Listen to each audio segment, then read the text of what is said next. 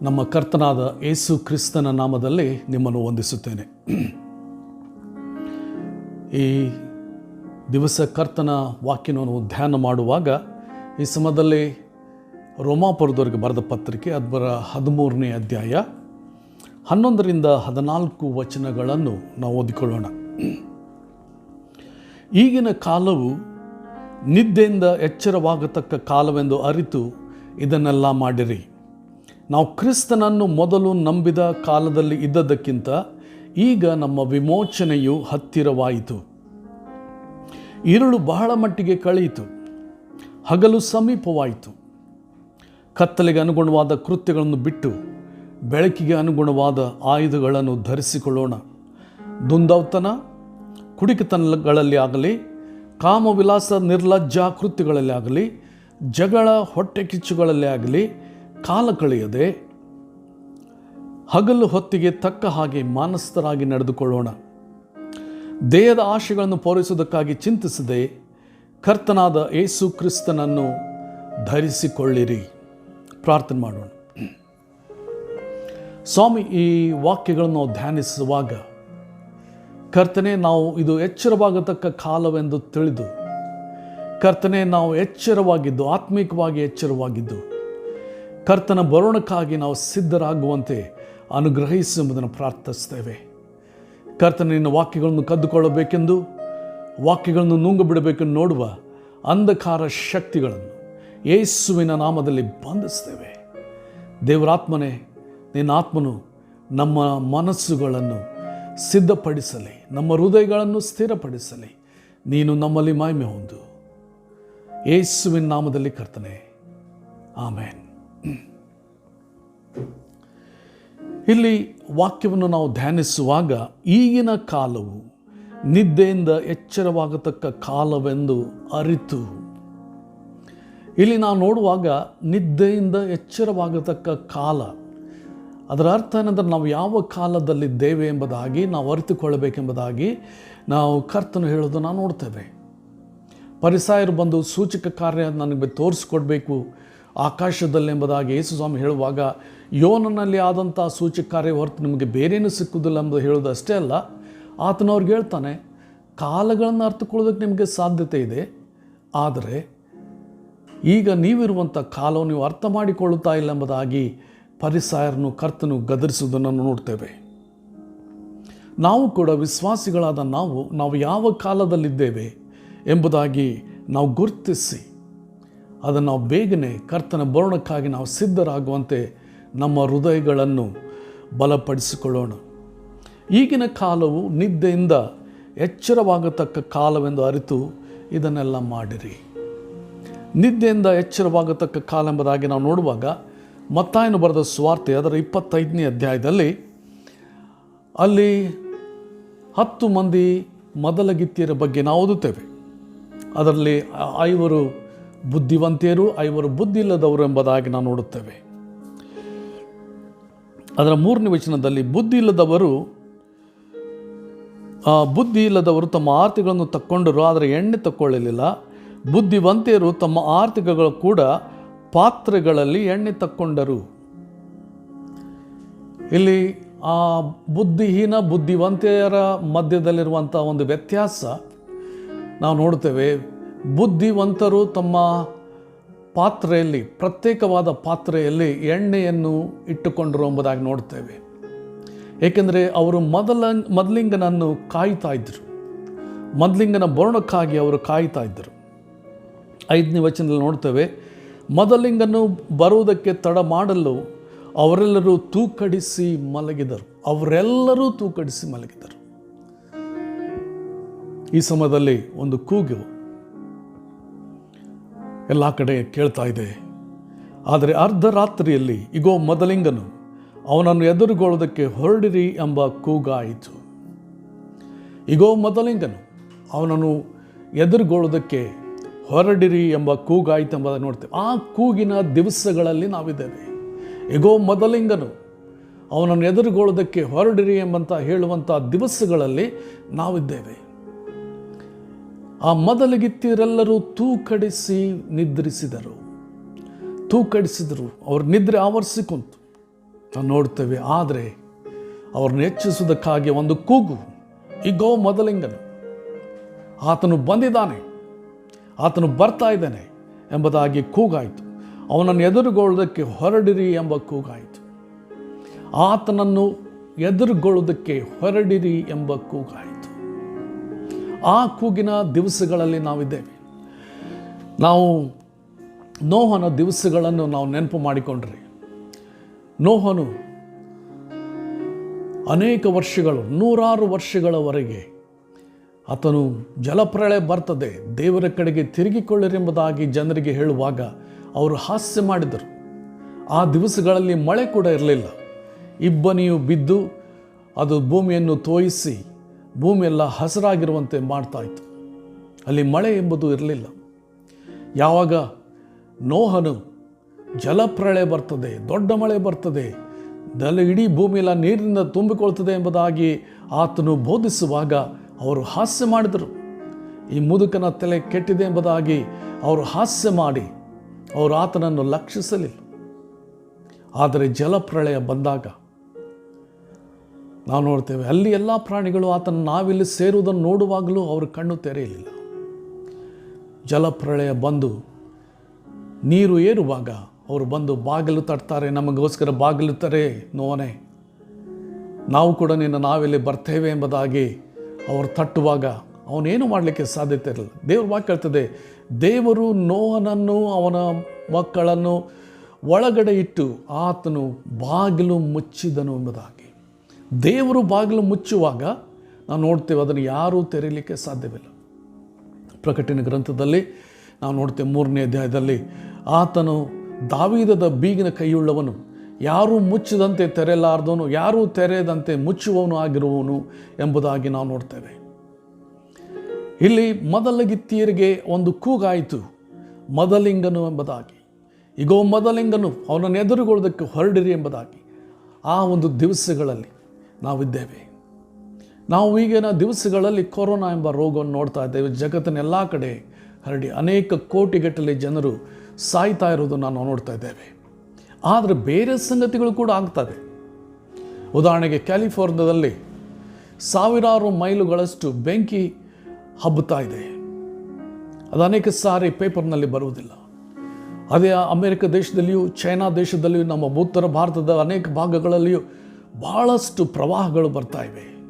ಮನೆಗಳು ಕೊಚ್ಚಿಕೊಂಡು ಹೋಗ್ತಾ ಇವೆ. ಆದರೆ ಅವೆಲ್ಲ ಪೇಪರ್ನಲ್ಲಿ ನಾವು ನೋಡ್ತಾ ಇಲ್ಲ. ಇವೆಲ್ಲ ಕರ್ತನು ಬರೋಣದ ಗುರುತಾಗಿದೆ. ಯುದ್ಧಗಳಾಗುವ ಹಾಗಿದೆ ಎಂಬ ಸುದ್ದಿಗಳನ್ನು ನಾವು ಕೇಳ್ತಾ ಇದ್ದೇವೆ. ನಮ್ಮ ಭಾರತ ದೇಶಕ್ಕೂ ಚೈನಾಕ್ಕೂ ಯುದ್ಧಗಳು ಆಗಿದೆ ಎಂಬುದಾಗಿ ನಾವು ಸುದ್ದಿಗಳನ್ನು ಕೇಳ್ತಾ ಇದ್ದೇವೆ.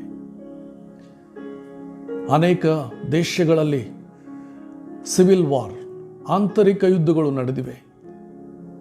ಈ ಸಮಯದಲ್ಲಿ ಇವೆಲ್ಲ ಕರ್ತನ ಬರೋಣದ ಗುರುತು. ಅನೇಕ ಕಡೆಗಳಲ್ಲಿ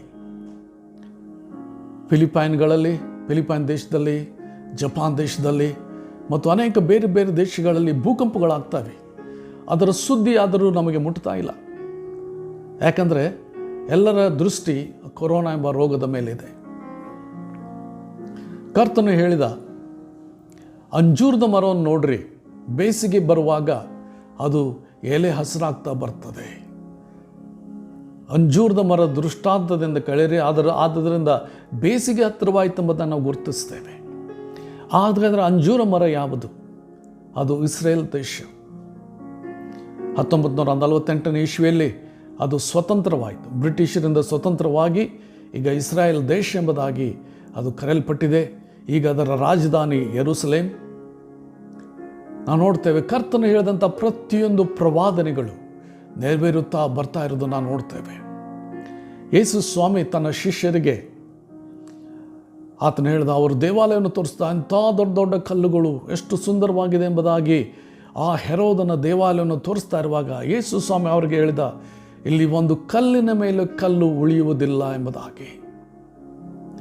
ಕರ್ತನು ಹೇಳಿದಂತೆ ಕ್ರಿಸ್ತ ಶಕ 70ನೇ ಇಸ್ವಿಯಲ್ಲಿ ತೀತನೆಂಬ ರೋಮನ್ ಸೇನಾಪತಿ ಅದರ ವಿರುದ್ಧವಾಗಿ ಬರುವಾಗ ಅಲ್ಲಿ ಇಸ್ರಾಯೇಲರು ಬಂದಿದ್ದರಿಂದ ಯೆರೂಸಲೇಮಿಗೆ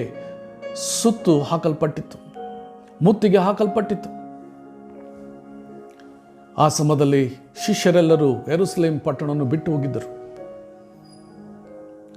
ಆ ತೀತನೆಂಬ ಅಧಿಪತಿ ತನ್ನ ಸೈನಿಕರಿಗೆ ಹೇಳಿದ, ಆ ದೇವಾಲಯವನ್ನು ಯಾರು ಮುಟ್ಟಬಾರದು, ಅದನ್ನು ಹಾಳು ಮಾಡಬಾರ್ದೆಂಬುದಾಗಿ ಆತನು ಹೇಳಿದ. ಯಾಕಂದರೆ ಆಗಿನ ದಿವಸದ ಅತ್ಯುತ್ತಮವಾದ ಒಂದು ಕಟ್ಟಡಗಳಲ್ಲಿ, ಅತಿ ಸುಂದರವಾದ ಕಟ್ಟಡಗಳಲ್ಲಿ ಅದಾಗಿತ್ತು.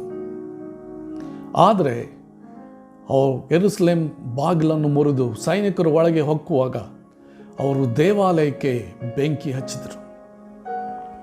ಅದರ ಪರದೆಗಳು ಬೆಂಕಿಯಿಂದ ಉರಿತಾ ಇರುವಾಗ ಅದರ ಗೋಡೆ ಮೇಲೆ ಇದ್ದಂಥ ಬಂಗಾರ ಕರಗಿ ಅದು ಅಸ್ಥಿವಾರದ ಕೆಳಗಡೆ ಹೋಗಿತು.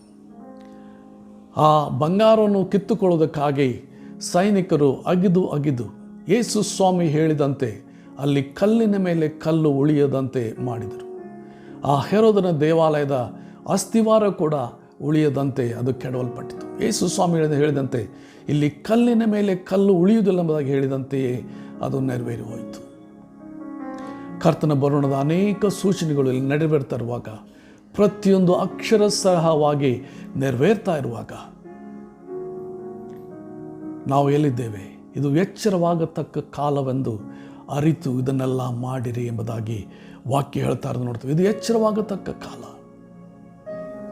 ಸುವಾರ್ತೆ ಹೆಚ್ಚು ಕಡಿಮೆ ಎಲ್ಲ ಕಡೆ ಮುಟ್ಟಲ್ಪಟ್ಟಿದೆ. ಕೆಲವೊಂದು ಬುಡಕಟ್ಟು ಜನಾಂಗಗಳಿಗೆ ಮಾತ್ರ ಇನ್ನೂ ಸುವಾರ್ತೆ ಮುಟ್ಟಿಲ್ಲ. ಬಹಳ ಕಡಿಮೆ ಜನ ಇರುವಂಥ ಅಂಡಮಾನ್ ನಿಕೋಬಾರ್ ದ್ವೀಪದಲ್ಲಿ ಒಂದು ದ್ವೀಪದಲ್ಲಿ ಅಲ್ಲಿ ಸುವಾರ್ತೆ ಇನ್ನೂ ಮುಟ್ಟಿಲ್ಲ. ಹೆಚ್ಚು ಕಡಿಮೆ ಜಗತ್ತಿನ ಎಲ್ಲ ಭಾಗಕ್ಕೆ ಸುವಾರ್ತೆ ಮುಟ್ಟಿದೆ. ಕರ್ತನ ಬರೋಣದ ದಿವಸವು ಹತ್ತಿರವಾಗಿದೆ. ಕರ್ತನ ಹೇಳಿದ ಸುವಾರ್ತೆ ಎಲ್ಲ ದೇಶಗಳಿಗೆ ಸಾರಲ್ಪಡುವುದು, ಆಗ ಅಂತ್ಯವು ಬರುವುದು ಎಂಬುದಾಗಿ. ಹೆಚ್ಚು ಕಡಿಮೆ ಎಲ್ಲ ಕಡೆ ಸುವಾರ್ತೆ ಮುಟ್ಟಲ್ಪಟ್ಟಿದೆ. ನಾವು ಯೌವನಸ್ಥರಾಗಿರುವಾಗ ಒಂದು ಸಮಯದಲ್ಲಿ ದಾಂಡೇಲಿಯ ಆಳವಾದ ಜಂಗಲ್ನಲ್ಲಿ ಬಹಳ ದೂರ, ಹೆಚ್ಚು ಕಡಿಮೆ ಒಂದು 15ರಿಂದ 20 ಕಿಲೋಮೀಟರ್ ನಡೆದು ಒಂದು ಹಳ್ಳಿಗೆ ಹೋಗಿ ನಾವು ಸುವಾರ್ತೆ ಸಾರಿದೆವು. ಸುವಾರ್ತೆ ಸಾರಿ ನಾವು ಬರುವಾಗ ಅವರು ಹೇಳಿದರು, ನಾವು ಪ್ರತಿದಿನವೂ ಈ ಸುವಾರ್ತೆ ಕೇಳ್ತೇವೆ. ನಮಗೆ ಹೇಳಿದ್ರು, ಇವರು ಪ್ರತಿ ದಿವಸ ಎಲ್ಲಿ ಕೇಳ್ತಾರೆ? ನಾವು ಇಷ್ಟು ದೂರ ನಡೆದು ಈ ದಟ್ಟವಾದ ಕಾಡಿನಲ್ಲಿ ಬಂದು ಅವರಿಗೆ ಸುವಾರ್ತೆ ಸಾರಿದ್ದೇವೆ. ಆದರೆ ಇವರಿಗೆ ಪ್ರತಿ ದಿವಸ ಈಗ ಸುವಾರ್ತೆ ಕೇಳ್ತಾರೆ ಎಂಬುದಾಗಿ ಕೇಳಿದಾಗ, ನಾವು ರೇಡಿಯೋದಲ್ಲಿ ಪ್ರತಿ ದಿವಸ ಸುವಾರ್ತೆ ಕೇಳ್ತೇವೆ ಎಂಬುದಾಗಿ ಅವರು ಹೇಳಿದರು. ಸುವಾರ್ತೆ ಹೆಚ್ಚು ಕಡಿಮೆ ಎಲ್ಲ ಕಡೆ ಮುಟ್ಟಲ್ಪಟ್ಟಿದೆ. ಟಿ ವಿಗಳ ಮುಖಾಂತರವಾಗಿಯೂ, ನಾವು ರೇಡಿಯೋಗಳ ಮುಖಾಂತರವಾಗಿಯೂ, ಇಂಟರ್ನೆಟ್ ಮುಖಾಂತರವಾಗಿಯೂ ಎಲ್ಲ ಕಡೆ ಸುವಾರ್ತೆ ಹಬ್ತಾ ಇದೆ. ಇಂಥ ದೇಶಗಳಲ್ಲಿ ಸುವಾರ್ತೆ ಮುಟ್ಟಿಲ್ಲ ಎಂಬುದಾಗಿ ಹೇಳಕ್ಕೆ ಸಾಧ್ಯತೆ ಇಲ್ಲ. ಹಿಂಸೆ ಇದೆ. ನಾವು ನೋಡ್ತೇವೆ, ವಾಕ್ಯದಲ್ಲಿ ಹೇಳಿದಂತೆ ನಾವು ನೋಡ್ತೇವೆ, ಹಿಂಸೆ, ದೈವ ಜನರಿಗೆ ಹಿಂಸೆ ಇದೆ. ಸುಡಾನ್ ದೇಶದಲ್ಲಿ ಮತ್ತು ಮುಸ್ಲಿಂ ದೇಶಗಳಲ್ಲಿ, ಕಮ್ಯುನಿಸ್ಟ್ ದೇಶಗಳಲ್ಲಿ ಕ್ರೂರವಾಗಿ ಕ್ರೈಸ್ತರನ್ನು ಹಿಂಸಿಸ್ತಾರೆ. ಅಂದರೆ ವಿಶ್ವಾಸಿಗಳನ್ನು ಹಿಂಸಿಸ್ತಾ ಇದ್ದಾರೆ. ಆದರೆ ನಾವು ನೋಡ್ತೇವೆ, ಅವರು ಕರ್ತನಲ್ಲಿ ದೃಢವಾಗಿ ನಿಂತುಕೊಂಡಿದ್ದಾರೆ. ಅಷ್ಟು ಹಿಂಸೆಗಳಲ್ಲಿಯೂ ಅಷ್ಟು ನೋವಿನಲ್ಲಿಯೂ ಅವರು ಬಲವಾಗಿ ಕರ್ತನಿಗಾಗಿ ನಿಂತುಕೊಂಡಿದ್ದಾರೆ. ಇದೆಲ್ಲ ಕರ್ತನ ಬರೋಣದ ಗುರುತು. ಇದು ಎಚ್ಚರವಾಗತಕ್ಕ ಕಾಲ. ಎಚ್ಚರವಾಗತಕ್ಕ ಕಾಲದಲ್ಲಿ ನಾವಿದ್ದೇವೆ. ಇಲ್ಲ ನೋಡ್ತೇವೆ, ಆಗ ಕನ್ಯರೆಲ್ಲರೂ ಎಚ್ಚೆತ್ತು ತಮ್ಮ ಆರತಿಗಳನ್ನು ನೆಟ್ಟಗೆ ಮಾಡಿದರು. ಕನ್ಯರೆಲ್ಲರೂ ಎಚ್ಚೆತ್ತು. ನೀನು ಕರ್ತನ ಕನ್ನಿಕೆಯಾಗಿದ್ದೀಯಾ? ಕರ್ತನ ಮೊದಲಗಿತ್ತಿಯಾಗಿದ್ದೀಯಾ? ನಿನ್ನ ಆರತಿಗಳನ್ನು ನೆಟ್ಟಗೆ ಮಾಡಿಕೊ, ಅವು ಸರಿಪಡಿಸಿಕೊ. ಕಪ್ಪಾದ ಭಾಗವನ್ನು ಕತ್ತರಿಸಿ ನಿನ್ನ ಆ ಒಂದು ಆರತಿ ಅಥವಾ ದೀಪ ಅದು ಸರಿಯಾಗಿ ಬೆಳಗುವಂತೆ ಮಾಡಿಕೊ. ಆ ದೀಪಗಳನ್ನು ನಾವು ಕರ್ತನಿಗಾಗಿ ಉರಿಸಬೇಕು. ಹೌದು, ಆದರೆ ಇಲ್ಲಿ ಹೀನರಾದ ಕನ್ನಿಕೆಯರು ಅವ್ರು ಹೇಳ್ತಾರೆ, ನಮ್ಮ ಆರತಿಗಳು ಆರಿ ಹೋಗ್ತಾ ಇವೆ, ಅಥವಾ ಇಂಗ್ಲೀಷ್ನಲ್ಲಿ ಆರಿ ಹೋಗಿವೆ ಎಂಬುದಾಗಿ ಹೇಳೋದನ್ನು ನೋಡ್ತೇವೆ. ನಿಮ್ಮ ಎಣ್ಣೆಯಲ್ಲಿ ನಮಗೂ ಸ್ವಲ್ಪ ಕೊಡಿರಿ ಎಂಬುದಾಗಿ ಅವರು ಹೇಳೋದನ್ನು ನೋಡ್ತೇವೆ. ಆಗ ಬುದ್ಧಿವಂತೆಯವರು ನಿಜವಾಗಿ ಬುದ್ಧಿವಂತರು, ನಮ್ಮದಿರೋದು ಕೊಟ್ಟರೆ ನಮಗೂ ನಿಮಗೂ ಕೂಡ ಸಾಲದೆ ಓದಿತು, ಆದ ಕಾರಣ ನೀವು ಮಾರುವವರ ಬಳಿಗೆ ಹೋಗಿ ಕೊಂಡುಕೊಳ್ಳಿರಿ. ಆ ಒಂದು ಮಧ್ಯರಾತ್ರಿಯಲ್ಲಿ ಬುದ್ಧಿಹೀನ ಕನ್ಯೆಯರು ಮಾರುವವರ ಬಳಿಗೆ ಹೋದ್ರಂತ. ಅದು ನಿಜವಾಗಿ ಅವ್ರು ಬುದ್ಧಿಹೀನರಂತ ಗೊತ್ತಾಗ್ತದೆ. ಅವರು ಅಲ್ಲಿ ಅಂಗಡಿ ಇರಲಿಲ್ಲ, ಎಣ್ಣೆ ಮಾರುವವನ ಮನೆಗೆ ಹೋಗಿ ಅವರು ಬಾಗಿಲು ತಟ್ಟಿರ್ಬೋದು. ಅವನು ಅಲ್ಲಿಂದ ಅವ್ರನ್ನ ಕರೆದುಕೊಂಡು ಎಣ್ಣೆ ಅಂಗಡಿಗೆ ಕರ್ಕೊಂಡು ಹೋಗಿರ್ಬೋದು, ಅಲ್ಲಿ ಆತನ ಎಣ್ಣೆ ಮಾರಿರ್ಬೋದು. ಆದರೆ ಬರುವಷ್ಟರಲ್ಲಿ ಒಂದು ಸಂಗತಿ ನಾವು ನೋಡ್ತೇವೆ. 10ನೇ ವಚನ, ಅವರು ಕೊಂಡುಕೊಳ್ಳಲಿಕ್ಕೆ ಹೋದಾಗ ಮದಲಿಂಗನು ಬಂದನು, ಸಿದ್ಧವಾಗಿದ್ದವರು ಅವನ ಸಂಗಡ ಮದುವೆ ಮನೆಗೆ ಹೋದರು, ಬಾಗಿಲು ಮುಚ್ಚಲಾಯಿತು. ಸಿದ್ಧವಾಗಿದ್ದವರು ಮದುವೆ ಮನೆಯೊಳಕ್ಕೆ ಹೋದರು. ಸಿದ್ಧವಾಗಿರುವುದು, ನಾವು ಕರ್ತನ ಬರೋಣಕ್ಕಾಗಿ ನಾವು ಸಿದ್ಧರಾಗಿದ್ದೇವಾ? ನನ್ನ ಆರತಿಗಳಲ್ಲಿ ಎಣ್ಣೆ ಇನ್ನೂ ಇದೆಯಾ? ನನ್ನ ದೀಪ ಕರ್ತನಿಗಾಗಿ ಇನ್ನೂ ಉರಿಯುತ್ತಾ ಇದೆಯಾ? ಇಲ್ಲಿ ರೋಮಾಪುರದವರು ಬರೆದ ಪತ್ರಿಕೆ 13ನೇ ಅಧ್ಯಾಯದ 11ನೇ ವಚನದಲ್ಲಿ ನಾವು ನೋಡುತ್ತೇವೆ, ಇದು ಎಚ್ಚರವಾಗತಕ್ಕ ಕಾಲ. ವಿಶ್ವಾಸಿಗಳೇ, ಕರ್ತನ ಮೇಲೆ ಭರವಸೆ ಬಿಟ್ಟವರೇ, ಇದು ಎಚ್ಚರವಾಗತಕ್ಕ ಕಾಲ. ಇದು ಕಾಲವೆಂದು ತಿಳಿದು, ಎಚ್ಚರವಾಗತಕ್ಕ ಕಾಲವೆಂದು ತಿಳಿದು ಇದನ್ನೆಲ್ಲ ಮಾಡಿರಿ. ಏನು ಮಾಡಬೇಕ್ರಿ? ಇದನ್ನೆಲ್ಲ ಮಾಡಿರಿ ಅಂದರೆ ಏನು ಹೇಳ್ತಾ ಇದ್ದಾನೆ ಪೌಲನು? ಅದನ್ನು ಹಿಂದಿನ ವಚನಗಳನ್ನು 14ನೇ 12ನೇ ಅಧ್ಯಾಯದ ವಚನಗಳನ್ನು ನಾವು ನೋಡುವಾಗ ನಾವು ನೋಡ್ತೇವೆ, ಅಲ್ಲಿ ನಾವು ಹೇಗೆ ನಡ್ಕೊಳ್ಬೇಕು. 12ನೇ ಅಧ್ಯಾಯದಲ್ಲಿ ಅರ್ಥ, ನಿಮ್ಮ ನಿಮ್ಮ ದೇಹಗಳನ್ನು ದೇವರಿಗೆ ಸಜೀವ ಯಜ್ಞವಾಗಿ ಅರ್ಪಿಸಿರಿ. ಇದು ನಿಮ್ಮ ವಿವೇಕಪೂರ್ವಕವಾದ ಆರಾಧನೆ. ಅದು ನಿಜವಾದ ಆರಾಧನೆ. ನಮ್ಮ ದೇಹಗಳನ್ನು ಸಜೀವ ಯಜ್ಞವಾಗಿ, ಅದರ ಅರ್ಥ ನಮ್ಮ ದೇಹ ಪಾಪಕ್ಕಾಗಿ ಬಯಸುವಾಗ ಅದನ್ನು ನಾವು ಕೊಲ್ಲಬೇಕಂದ್ರೆ ನಾವು ಅದಕ್ಕೆ ಬೇಡ ಅಂತ ಹೇಳಬೇಕು. ಶರೀರದ ಭಾವಗಳನ್ನು ಸಾಯಿಸಿರಿ ಎಂಬುದಾಗಿ ಕೊಲೊಸೆ ಬರೆದ ಪತ್ರಿಕೆಯಲ್ಲಿ ನಾವು ಓದ್ತೇವೆ. 3ನೇ ಅಧ್ಯಾಯದಲ್ಲಿ ಶರೀರ ಭಾವನೆಗಳನ್ನು ಸಾಯಿಸಿರಿ ಅಂದರೆ ಪೌಲನು ಹೇಳ್ತಾನೆ, ಶಿಲುಬೆಗೆ ಹಾಕಲ್ಪಟ್ಟವನಾಗಿದ್ದೇನೆ, ಇನ್ನು ಜೀವಿಸು ನಾನಲ್ಲ, ಕ್ರಿಸ್ತನು ನನ್ನಲ್ಲಿ ಜೀವಿಸ್ತಾನೆ. ನನ್ನ ಹಳೆ ಸ್ವಭಾವವು ಕ್ರಿಸ್ತನ ಸಂಗಡ ಶಿಲುಬೆಗೆ ಹಾಕಲ್ಪಟ್ಟಿತೆಂಬುದಾಗಿ ರೋಮ 6ರಲ್ಲಿ ನಾವು ನೋಡ್ತೇವೆ. ರೋಮ 6:6 ನಮ್ಮ ಹಳೆ ಸ್ವಭಾವ ಕ್ರಿಸ್ತನ ಕೂಡ ಶಿಲುಬೆಗೆ ಹಾಕಲ್ಪಟ್ಟಿದೆಯಾ ಅಥವಾ ಅದು ಇನ್ನೂ ಜೀವಂತವಾಗಿದೆಯಾ? ಒಂದು ಸಾರಿ ನಾನು ದೇವ ಜನರ ಕರ್ತನ ಭೋಜನ ತೆಗೆದುಕೊಂಡು ಮನೆಗೆ ಹೋಗ್ತಾ ಇರುವಾಗ ನನ್ನ ಕೂಡ ಇದ್ದ ಸಹೋದರರು ಹೇಳ್ತಾ ಇದ್ರು, ನಾವು ಇವತ್ತು ಒಬ್ಬ ಮನುಷ್ಯನನ್ನು ಬೆಳಿಗ್ಗೆ ಹೊಡೆದು ಬಂದು ನಾವು ಇಲ್ಲಿ ಕರ್ತನ ಆರಾಧನೆಗೆ ಬಂದಿದ್ದೇವೆ. ಆತನು ಕರ್ತನ ಭೋಜನ ಕೂಡ ತಗೊಂಡಿದ್ದ. ನಾನು ಹೇಳಿದೆ, ಒಬ್ಬ ವ್ಯಕ್ತಿಯನ್ನು ಹೊಡೆದು ಬಂದು ನೀನು ಕರ್ತನ ಭೋಜನ ತಗೊಳ್ಳೋದಕ್ಕೆ ನಿನಗೆ ಎಷ್ಟು ಧೈರ್ಯ? ನಿನ್ನ ಕೈಗಳು ಪಾಪ ಮಾಡಲಿಲ್ವಾ? ಇಲ್ಲ, ನಾವು ಸರಿ ಇದ್ದೀವೋ, ಅವನು ತಪ್ಪಿದ್ದ ಎಂಬುದಾಗಿ ಹೇಳ್ತದೆ. ಆದರೆ ಕರ್ತನು ಹೇಳ್ತಾನು, ನೀವು ವೈರಿಗಳನ್ನೇ ಪ್ರೀತಿಸ್ರಿ ಅಂತ ಹೇಳಿರುವಾಗ ನಾವು ನೋಡ್ತೇವೆ, ಅಲ್ಲಿ ಹೋಗಿ ಒಬ್ಬ ವ್ಯಕ್ತಿಯನ್ನು ಹೊಡೆದು ಬಂದು ಕರ್ತನ ಭೋಜನದಲ್ಲಿ ಪಾಲು ತಗೊಳ್ಳೋದು ಅದು ಸರಿಯಲ್ಲ ಎಂಬುದಾಗಿ ಆತನಿಗೆ ನಾನು ತಿದ್ದಿದೆ. ನನ್ನ ಪ್ರಿಯ ಸಹೋದರ ಸಹೋದರಿ, ನಮ್ಮ ದೇಹದ ಅಂಗಾಂಗಗಳು ಶಿಲ್ಬೆಗೆ ಹಾಕಲ್ಪಟ್ಟಿವೆಯಾ? ಇಲ್ಲಿ ಆತನು ಹೇಳ್ತಾನೆ, ನಿಮ್ಮ ನಿಮ್ಮ ದೇಹಗಳನ್ನು ಸಜೀವ ಯಜ್ಞವಾಗಿ ಅರ್ಪಿಸ್ರಿ. ರೋಮ 12:1-2 ವಚನಗಳಲ್ಲಿ ನಾವು ಹೇಳ್ತೇವೆ, ಸಜೀವ ಯಜ್ಞವಾಗಿ ಅರ್ಪಿಸಬೇಕು. ಈ ದೇಹದ ಆಶಯಗಳು ಬಯಸ್ತವೆ. ಕಣ್ಣು ಏನೋ ತಪ್ಪನ್ನು ನೋಡಬೇಕೆಂದು ಬಯಸ್ತದೆ, ಕಿವಿ ತಪ್ಪಾದದ್ದನ್ನು ಕೇಳಬೇಕೆಂದು ಬಯಸ್ತದೆ, ನಾಲಿಗೆ ತಪ್ಪಾದದ್ದನ್ನು ಹೇಳಬೇಕೆಂದು ಬಯಸ್ತದೆ, ದೇಹ ತಪ್ಪಾದದ್ದನ್ನು ಅನುಭವಿಸಬೇಕೆಂದು ಬಯಸ್ತದೆ.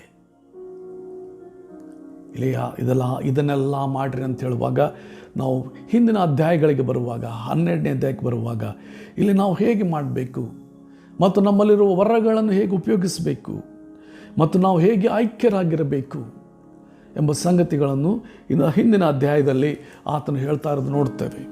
13ನೇ ಅಧ್ಯಾಯದ ಮೊದಲಿನ ಭಾಗದಲ್ಲಿ ನೋಡುವಾಗ ನಾವು ಸರ್ಕಾರಕ್ಕೆ ನಾವು ಹೇಗೆ ಅಧೀನರಾಗಿರಬೇಕು ಎಂಬುದಾಗಿ ಕೂಡ ಅಲ್ಲಿ ನಾವು ತೆರಿಗೆಯನ್ನು ಕೂಡ ನಾವು ಕೊಡ್ತೇವೆ ಎಂಬುದಾಗಿ ಅಲ್ಲಿ ಪೌಲನು ಹೇಳ್ತಾ ಇರೋದು ನೋಡುತ್ತೇವೆ. ಈಗಿನ ಕಾಲವು ಎಚ್ಚರವಾಗತಕ್ಕ ಕಾಲವೆಂದು ತಿಳಿದು ಇದನ್ನೆಲ್ಲ ಮಾಡ್ರಿ, ಸಿದ್ಧ ಮಾಡಿಕೊಳ್ಳೋಣ. ಕರ್ತನ ಬರುಣಕ್ಕಾಗಿ ನಮ್ಮನ್ನು ಸಿದ್ಧ ಮಾಡಿಕೊಳ್ಳೋಣ. ಪಾಪದಲ್ಲಿ ಜೀವಿಸುವುದು ಬೇಡ. ಮೊದಲು ನಂಬಿದ ಕಾಲದಲ್ಲಿ ಇದ್ದದ್ದಕ್ಕಿಂತ ಈಗ ನಮ್ಮ ವಿಮೋಚನೆಯು ಹತ್ತಿರವಾಯಿತು. ನಮ್ಮ ವಿಮೋಚನೆ ಹತ್ತಿರವಾಯಿತು. ಯುವರ್ ರಿಡಂಪ್ಷನ್ ಡ್ರಾತ್ ನೈ.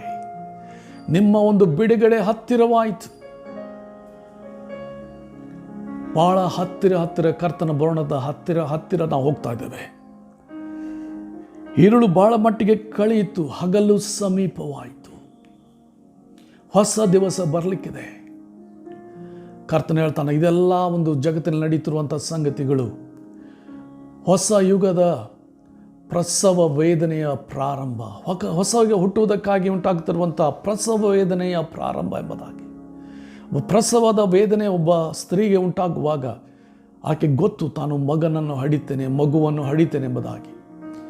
ಆಕೆ ಆ ಒಂದು ಪ್ರಸವ ವೇದನೆ ಹಾದುವುದಕ್ಕೆ ಅವಳು ಹಿಂದೆ ಮುಂದೆ ನೋಡುವುದಿಲ್ಲ. ಯಾಕಂದರೆ ಹಡೆದಾಗ ನೋವು ಹೊರಟೋಗ್ತದೆ.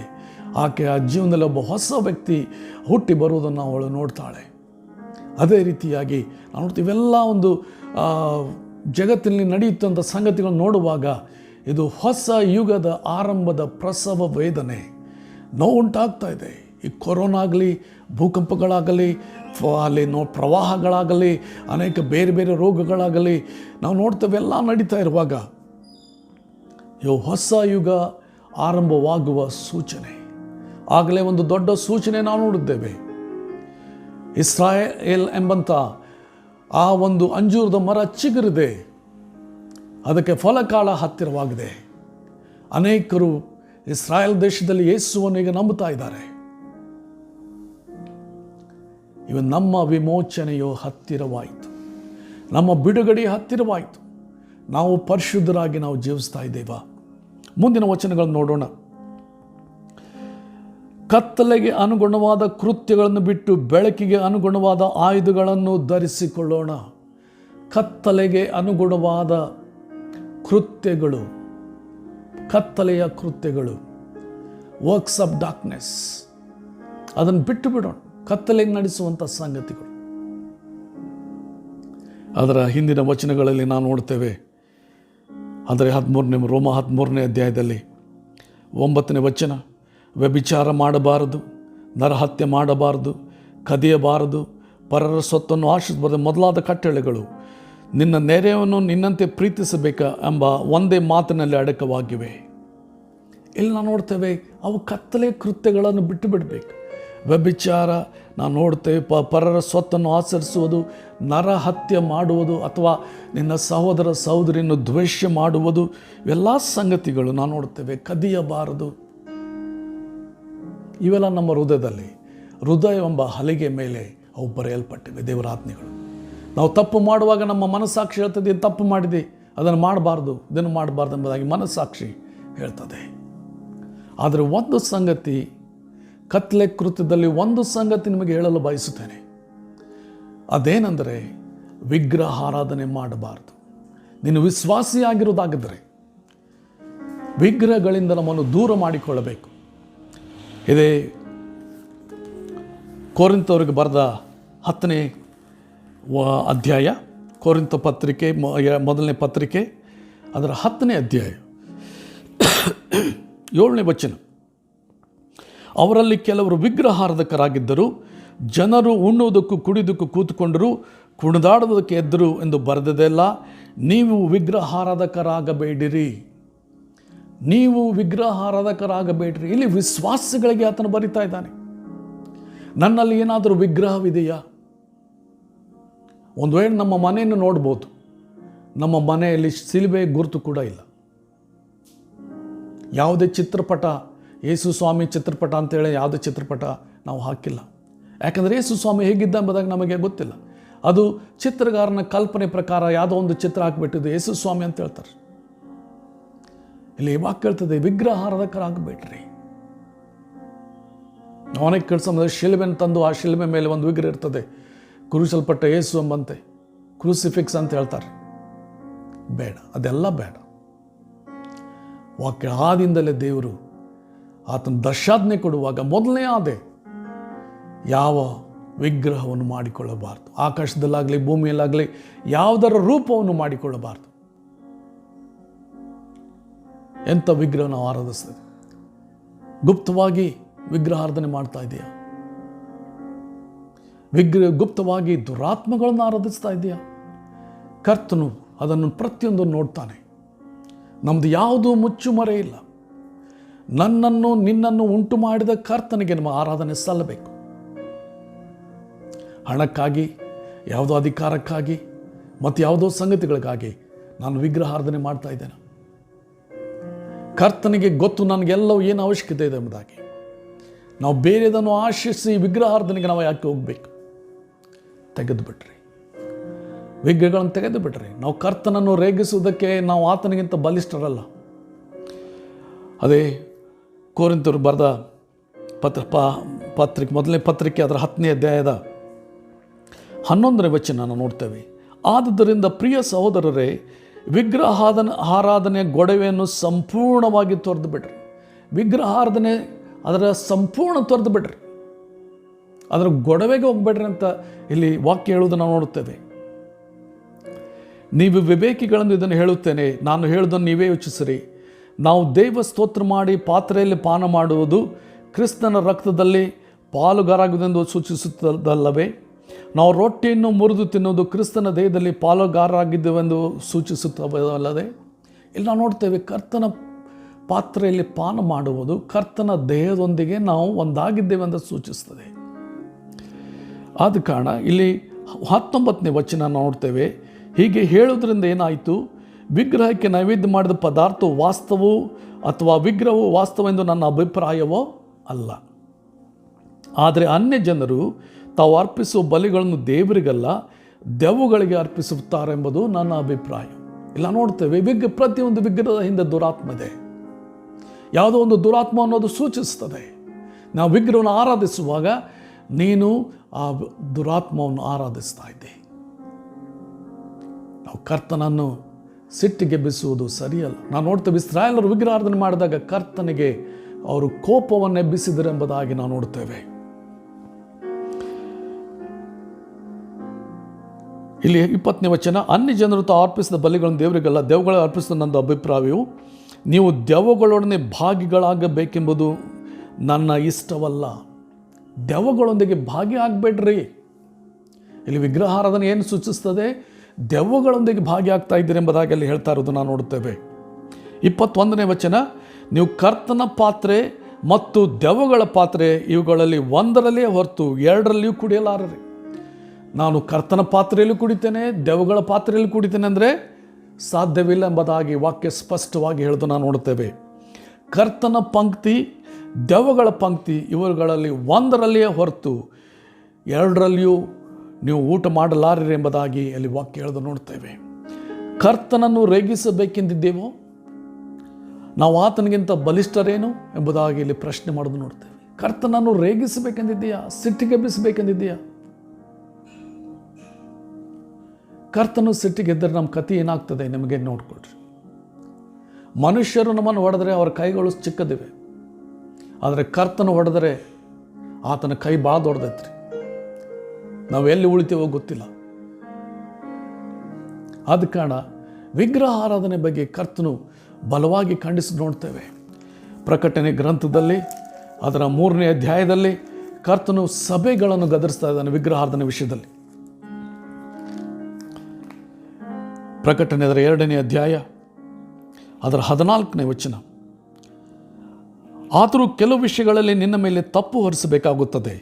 ವಿಗ್ರಹಕ್ಕೆ ನೈವೇದ್ಯ ಮಾಡಿದ ಪದಾರ್ಥಗಳನ್ನು ತಿನ್ನುವುದರಲ್ಲಿಯೂ ಜಾರೋತ್ವ ಮಾಡುವುದರಲ್ಲಿಯೂ ಇಸ್ರಾಯೇಲರು ಮುಗ್ಗರಿಸಿ ಬೀಳಬೇಕೆಂದು ಬಿಳಾಮನು ಬಾಲಾಕನಿಗೆ ಹೇಳಿದ ದುರ್ಬೋಧನೆಯನ್ನು ಅವಲಂಬಿಸಿರು ನಿನ್ನಲ್ಲಿದ್ದಾರೆ.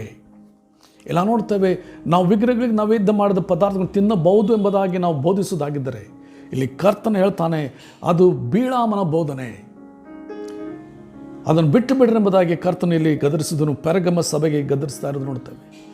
ಥುವತೈದರಲ್ಲೂ ನಮ್ಮ ಮುಂದಿನ ಸಭೆಗೂ ಕೂಡ ಕರ್ತನು ಅಲ್ಲಿ ಗದರಿಸಿದನ್ನು ನೋಡ್ತೇವೆ. ಇದು 20ನೇ ವಚನ, ಪ್ರಕಟಣೆ 2ನೇ 20ನೇ ವಚನ.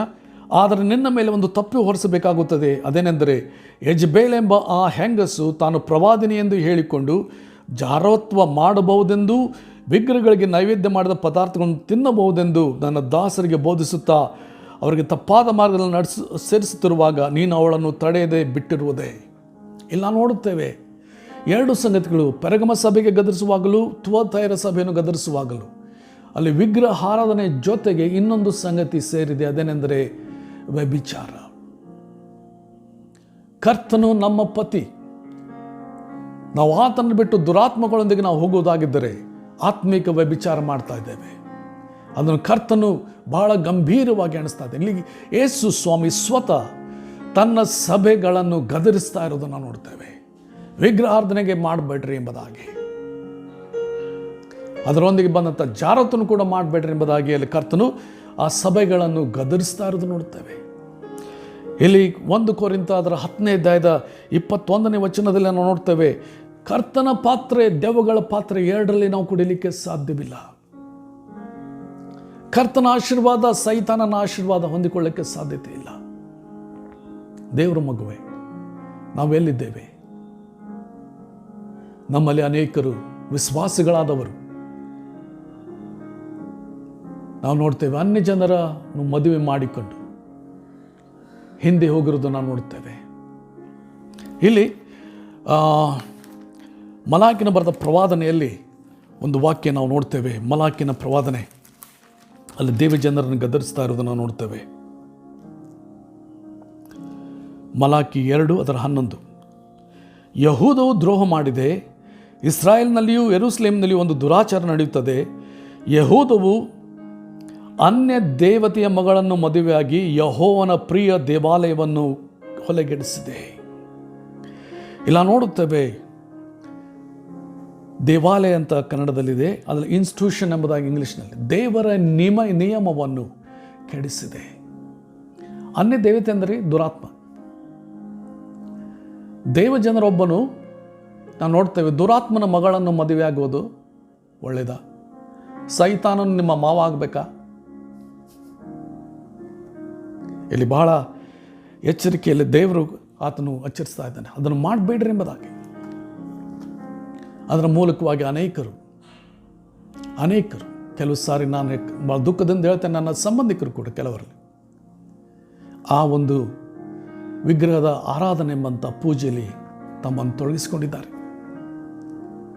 ಕರ್ತನು ನಮ್ಮನ್ನು ಗದರಿಸ್ತಾ ಇದ್ದಾನೆ. ನಾನು ಯಾರ್ಯಾರನ್ನು ಪ್ರೀತಿಸ್ತೇನೋ ಅವ್ರನ್ನ ನಾನು ಗದರಿಸ್ತೇನೆ ಎಂಬುದಾಗಿ ಕರ್ತನು ಹೇಳ್ತಾನೆ.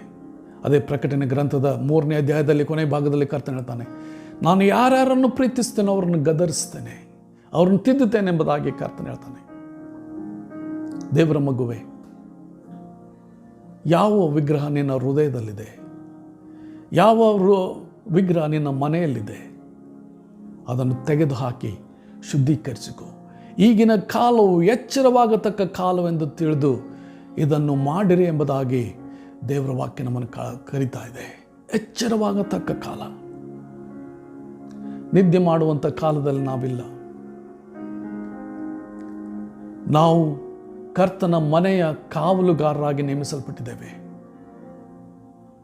ಅಲ್ಲಿ ಕರ್ತನ ಹೇಳ್ತಾನೆ, ನಾವು ಇದೇ ಮತ್ತಾಯನ ಬರೆದ ಸುವಾರ್ತೆಯಲ್ಲಿ ನಾವು ನೋಡ್ದಾಗಿದ್ರೆ ಅಲ್ಲಿ ಕರ್ತನು ಕಾವಲುಗಾರನಿಗೆ ಹೇಳೋಗ್ತಾನೆ, ನಾನು ಬರುವ ತನಕ ನೀನು ಕಾಯ್ದುಕೊಂಡಿರಿ ಎಂಬುದಾಗಿ.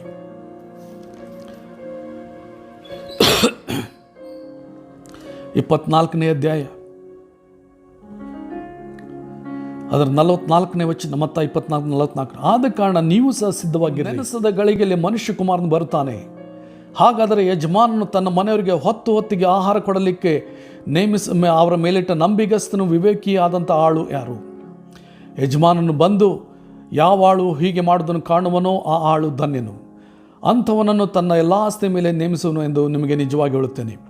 ಆದರೆ ಆ ಕೆಟ್ಟ ಆಳು ನನ್ನ ಯಜಮಾನನು ತಡ ಮಾಡುತ್ತಾನೆ ಅಂತ ಮನಸ್ಸಿನಲ್ಲಿ ಅಂದುಕೊಂಡು ತನ್ನ ಜೊತೆ ಆಳುಗಳನ್ನು ಹೊಡೆಯುವುದಕ್ಕೆ ತೊಡಗಿ ಕುಡಿಕರ ಸಂಗಡ ತಿನ್ನುತ್ತಾ ಕುಡಿತಾ ಇರುವುದಾಗಿದ್ದರೆ ಅವನು ನೆನಸದ ದಿವಸದಲ್ಲಿಯೂ ತಿಳಿಯದ ಗಳಿಗೆಯಲ್ಲಿಯೂ ಆ ಯಜಮಾನನು ಬಂದು ಅವನನ್ನು ಕಠಿಣವಾಗಿ ಹೊಡೆಸಿ ಕಪಟಿಗಳಿಗೆ ಆಗತಕ್ಕ ಗತಿಯನ್ನು ಅವನಿಗೆ ನೇಮಿಸುವನು. ಅಲ್ಲಿ ಗೋಳಾಟವು, ಕಟಕಟನೆ, ಹಲ್ಲು ಕಡಿಯೋಣವು ಇರುವುದು. ಇಲ್ಲಿ ಕರ್ತನ ಆಳು, ಕರ್ತನ ಸೇವಕರು ಎಂಬುದಾಗಿ ಕರೆಯಲ್ಪಟ್ಟರ ಬಗ್ಗೆ ಕೂಡ ಹೇಳ್ತಾ ಇದೆ. ಎಲ್ಲಿಗ್ರಿ? ಎಲ್ಲಿ ಮಠ ಹೋಗ್ತದ್ರಿ? ನಾವು ಆ ಕರ್ತನ ಬರೋಣದಲ್ಲಿ ನಮ್ಮನ್ನು ನಾವು ಸಿದ್ಧ ಮಾಡಿಕೊಳ್ಳದೆ ಹೋದರೆ ಇಲ್ಲಿ ನಾವು ನೋಡ್ತೇವೆ ಕಪಟಗಳಿಗೆ ಆಗತಕ್ಕ ಗತಿ ನಮಗೂ ಸಂಭವಿಸುವುದು. ಅಲ್ಲಿ ಗೋಳಾಟವು, ಕಟಕಟನೆ, ಹಲ್ಲು ಕಡಿಯೋಣ ಇರುವುದು. ಎಲ್ರಿ ಅದು? ನರಕ. ನರಕದಲ್ಲಿ ಇರುವಂಥವು ಬೆಂಕಿ ಆರುವುದಿಲ್ಲ, ಅದು ಕಡಿಯುವಂಥ ಹುಳ ಸಾಯುವುದಿಲ್ಲ. ಅಲ್ಲಿ ಕಟಕಟನೆ, ಹಲ್ಲು ಕಡಿಯೋಣವು, ಗೋಳಾಟವು ಇರುವು. ನೀನು ಅಲ್ಲಿಗೆ ಹೋಗ್ತೀಯಾ ಅಥವಾ ಪರಲೋಕ ಹೋಗ್ತೀಯಾ? ನಾನು ನಂಬಿದ್ದು, ಕರ್ತನನ್ನು ನಂಬಿದ್ದು ಯಾವುದಕ್ಕಾಗಿ? ಸ್ವರ್ಗ ರಾಜ್ಯ, ಪರಲೋಕ ರಾಜ್ಯ ಸೇರುವುದಕ್ಕಾಗಿ. ಅದನ್ನು ಕರ್ತನ ನಿಯಮವನ್ನು ಅನುಸರಿಸದೆ ನಾವು ನರಕಕ್ಕೆ ಹೋಗಲಿಕ್ಕೆ ಸಿದ್ಧರಾಗ್ತಾ ಇದ್ದೇವೆ. ಇದು ಎಚ್ಚರವಾಗತಕ್ಕ ಕಾಲ. ಆದ ಕಾರಣ ಪಾಪವೆಂಬ ನಿದ್ರೆಯನ್ನು ಬಿಟ್ಟುಬಿಡ್ರಿ, ಪಾಪವನ್ನು ದೂರ ಮಾಡಿರಿ. ವಿಗ್ರಹಾರಾಧನೆ ದೂರ ಮಾಡ್ರಿ. ಅದು ಯೇಸು ಸ್ವಾಮಿ ಮೂರ್ತಿ ಅಲ್ಲ, ಯೇಸು ಸ್ವಾಮಿ ಅಂತ ಕಾಣುವುದಲ್ಲ. ಕರ್ತನ ತಾನೇ ಹೇಳ್ತಾನೆ, ವಿಗ್ರಹಾರಾಧನೆಗೆ ನಿಮ್ಮನ್ನು ದೂರವಾಗಿ ನೋಡಿಕೊಡ್ರಿ. ಮತ್ತೊಂದು ಸಂಗತಿ ನಾವು ನೋಡ್ತೇವೆ, ಯೋಹಾನನು ಬರೆದ ಮೊದಲನೇ ಪತ್ರಿಕೆ ಅದರ ಕೊನೆಯ ಅಧ್ಯಾಯ, ಅದರ ಕೊನೆಯ ವಚನ. ಯೋಹಾನನು ಬರೆದ ಮೊದಲನೇ ಪತ್ರಿಕೆ ಅದರ ಕೊನೆಯ ಅಧ್ಯಾಯ, ಕೊನೆಯ ವಚನ ಏನ್ರಿ? ಪ್ರಿಯರಾದ ಮಕ್ಕಳೇ, ವಿಗ್ರಹಗಳಿಗೆ ದೂರವಾಗಿರುವಂತೆ ನಿಮ್ಮನ್ನು ಕಾಪಾಡಿಕೊಳ್ಳ್ರಿ. ವಿಗ್ರಹಗಳಿಗೆ ದೂರವಾಗಿರುವಂತೆ ನಿಮ್ಮನ್ನು ಕಾಪಾಡಿಕೊಳ್ಳ್ರಿ. ಯಾವ ವಿಗ್ರಹ ಇದೆ? ಯಾವುದು ನನ್ನನ್ನು ಕರ್ತನಿಂದ ದೂರ ಮಾಡ್ತಾ ಇದೆ? ಆ ವಿಗ್ರಹ ದೂರ ಮಾಡೋಣ. ಒಂದು ವೇಳೆ ಅದು ನಿನ್ನ ಮೊಬೈಲ್ ಆಗಿರ್ಬೋದು, ಅದು ಒಂದು ವೇಳೆ ನಿನ್ನ ಕಂಪ್ಯೂಟರ್ ಆಗಿರ್ಬೋದು, ಅದು ಕರ್ತನಿಂದ ನಿನ್ನ ದೂರ ಮಾಡ್ತಾ ಇರ್ಬೋದು. ಯಾವುದು ಕರ್ತನಿಂದ ನಿನ್ನ ದೂರ ಮಾಡ್ತಾ ಇದೆ? ಒಂದು ವೇಳೆ ನಿನ್ನ ಗೇಮ್ಸ್ಗಳು ಇರ್ಬೋದು, ಆಟಗಳು ಇರ್ಬೋದು. ಕೆಲವು ಸಾರಿ ನಾವು ಸಂಗೀತದ ಬಗ್ಗೆ ಹುಚ್ಚರಾಗ್ಬಿಟ್ಟು ಕೆಲವು ಸಾರಿ ಅದನ್ನು ದೇವರಂತ ಮಾಡ್ತೇವೆ ರೀ. ಇಲ್ಲ, ಸಂಗೀತ ಎಂಬುದು ದೇವರು ಕೊಡುವಂಥ ವರ. ಅದು ದೇವರಾಗಲಿಕ್ಕೆ ಸಾಧ್ಯವಿಲ್ಲ. ದೇವರ ಮಗುವೆ, ನಮ್ಮಲ್ಲಿ ಕೆಲವರು ಹಣವನ್ನು ದೇವರನ್ನಾಗಿ ಮಾಡ್ಕೊಳ್ತೇವೆ. ಆದ ಕಾರಣ ಕರ್ತನ ಹೇಳ್ದ, ನೀವು ದೇವರನ್ನು ಧನವನ್ನು ಕೂಡ ಸೇವಿಸಲಾಡ್ರಿ. ಒಬ್ಬನೇ ಯಜಮಾನಿಗೆ ಮಾತ್ರ ಸೇವ್ ಮಾಡಲಿಕ್ಕೆ ಸಾಧ್ಯ. ಇದು ಎಚ್ಚರವಾಗತಕ್ಕ ಕಾಲ. ನಾವು ದೇವರನ್ನು ಧನವನ್ನು ಸೇವಿಸಲಾರೆವು. ಇಲ್ಲಿ ಏನು ಹೇಳ್ತಿದ್ರೆ, ರೋಮ ಅದರ 13ನೇ ಅಧ್ಯಾಯದ 11ನೇ ವಚನದಿಂದ ನಾವು ಓದ್ತಾ ಹೋಗೋದಾಗಿದ್ದರೆ ಅಲ್ಲಿ ಅನೇಕ ಸಂಗತಿಗಳನ್ನು ಹೇಳ್ತಾ ಹೋಗೋದು ನೋಡ್ತೇವೆ. ഇരുಳು ಬಹಳ ಮಟ್ಟಿಗೆ ಕಳೆಯಿತು, ಹಗಲು ಸಮೀಪವಾಯಿತು. ಕತ್ತಲೆಗೆ ಅನುಗುಣವಾದ ಕೃತ್ಯಗಳನ್ನು ಬಿಟ್ಟು ಬೆಳಕಿಗೆ ಅನುಗುಣವಾದ ಆಯುಧಗಳನ್ನು ಧರಿಸಿಕೊಳ್ಳೋಣ. 13ನೇ ವಚನ, ದುಂದೌತನ, ಕುಡಿಕತನಗಳಲ್ಲಿ ಆಗಲಿ, ಕಾಮವಿಲಾಸ ನಿರ್ಲಜ್ಜ ಕೃತ್ಯಗಳಲ್ಲಿ ಆಗಲಿ, ಜಗಳ ಹೊಟ್ಟೆ ಕಿಚ್ಚುಗಳಲ್ಲಿ ಆಗಲಿ ಕಾಲ ಕಳೆಯದೆ ಹಗಲು ಹೊತ್ತಿಗೆ ತಕ್ಕ ಹಾಗೆ ಮಾನಸ್ಥರಾಗಿ ನಡೆದುಕೊಳ್ಳೋಣ. ದೇವರ ಮಗುವೆ, ಕೆಲವರು ವಿಶ್ವಾಸಿಗಳು, ಕೆಲವರು ದೇವರ ಸೇವಕರೆನಿಸಿಕೊಂಡು ಬಲವಾಗಿ ಕರ್ತನಿಂದ ಉಪಯೋಗ ಮಾಡಲ್ಪಟ್ಟವರು ಕುಡಿಕತನದಲ್ಲಿ ಸತ್ತು ಹೋದರು. ಕುಡಿದು ಸತ್ತು ಹೋದರು. ಕರ್ತನವ್ರದ್ದು ಬಲವಾಗಿ ಉಪಯೋಗಿಸಿದ ರೋಗಿಗಳು ಸಾವಿರಾರು ಗುಣ ಹೊಂದಿದ್ದರು. ಅವರಷ್ಟು ಅದ್ಭುತಗಳು ಬೇರೆ ವಿಶ್ವಾಸಿಗಳಲ್ಲಿ ನೋಡಲಿಲ್ಲ. ಟ್ರಕ್ ಲೋಡ್ಗಳಷ್ಟು ಕ್ರಚ್ಗಳನ್ನು ಅವರು ತೆಗೆದುಕೊಂಡು ಹೋಗ್ತಾ ಇದ್ದಾರೆ. ಯಾಕಂದರೆ ಅಷ್ಟು ಜನ ಕುಂಟರು ಗುಣ ಆಗ್ತಾ ಇದ್ರು.